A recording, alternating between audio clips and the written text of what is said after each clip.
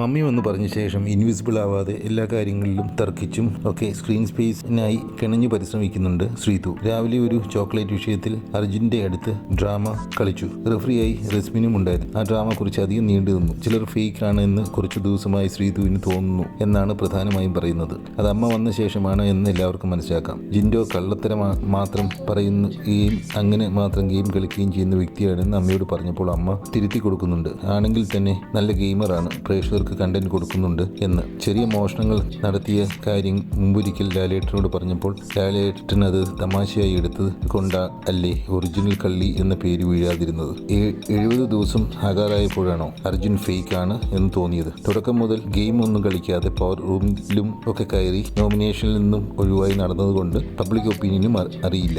ഇന്ന് വൈകുന്നേരത്തെ സ്പോൺസേഡ് ടാസ്കിൽ ശ്രദ്ധ പിടിച്ചു പറ്റാനായി ജയ് ടീമിനെതിരായി കുറേ നേരം സംസാരിക്കുന്നത് കണ്ടു. പക്ഷെ ബിഗ് ബോസ് അത് കണക്കിലെടുത്തില്ല. ശ്രദ്ധ പിടിച്ചു പറ്റാനും നല്ല രീതിയിൽ ഗെയിം കളിക്കാനും ഈ വക ഡ്രാമയൊന്നും ആവശ്യമില്ല. റൂമിൽ നിന്നും പുറത്തിറങ്ങി ആക്റ്റീവായാൽ മതി. ഏറ്റവും കൂടുതൽ റിയാലിറ്റി ഷോകളിൽ പങ്കെടുത്തുള്ള വ്യക്തിയല്ലേ, അപ്പോൾ അതൊന്നും അറിയാതിരിക്കാൻ തരമില്ലല്ലോ. ഈ ആഴ്ച പുറത്തു പോയില്ലെങ്കിൽ ഗെയിം ഒന്ന് മാറ്റി പിടിച്ചു നോക്ക്. ഫൈനൽ 5-ൽ എത്തിയില്ലെങ്കിലും 10-ലെങ്കിലും എത്താം.